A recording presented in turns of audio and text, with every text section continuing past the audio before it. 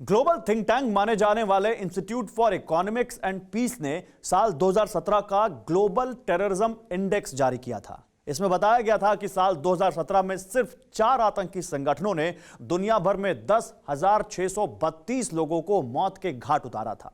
इस रिपोर्ट में इस बात का भी जिक्र था कि 2018 में दुनिया में कुल 169 छोटी बड़ी आतंकी तंजीमें एक्टिव थीं। अब कई देशों में मौजूद अमेरिकी सैनिकों की वापसी के बाद ये तंजीमें बहुत खुश हैं। तो क्या अब अमेरिका के लिए कांटों का सफर शुरू हो चुका है? देखिए टेलीसीरीज का ये episode, militia the world under IS seize.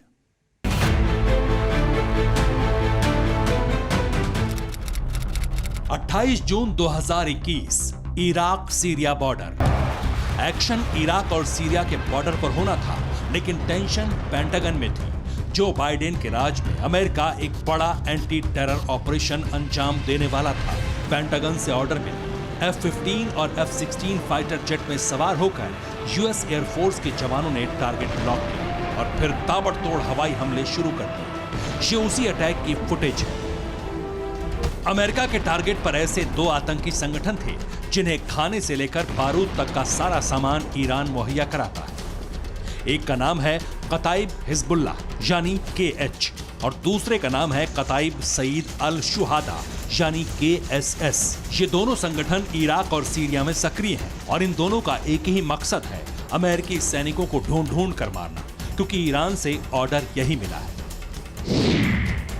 Bahrain, Cyprus, Egypt, Iran, Iraq, Israel, Jordan, Kuwait, Lebanon, Oman, Palestine, Qatar, Saudi Arabia, Syria, Turkey, UAE और यमन।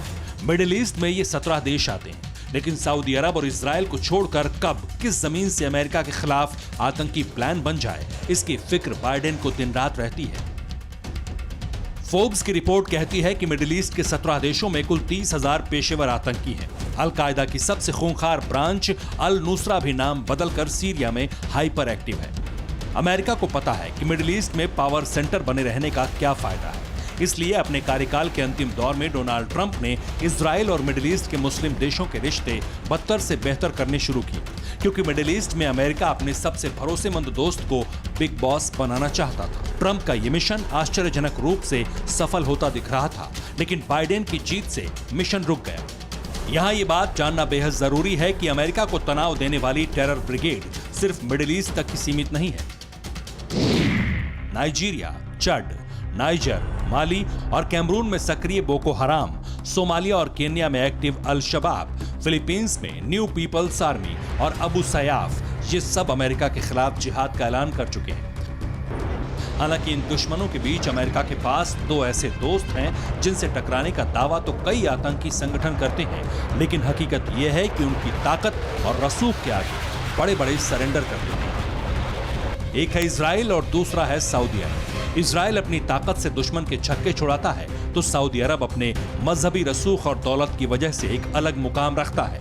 हालांकि 9/11 के बाद अल-कायदा की कमर तोड़कर सुपर पावर ने यह बता दिया कि वो जिसके पीछे पड़ेगा उसका सत्यानाश कर देगा, लेकिन अफगानिस्तान ने अमेरिका का ये भ्रम भी दूर कर दिया। फिक्र आपकी, सोमवार से शुक्रवार रात 9 बजे सिर्फ TV9 भारतवर्ष पर।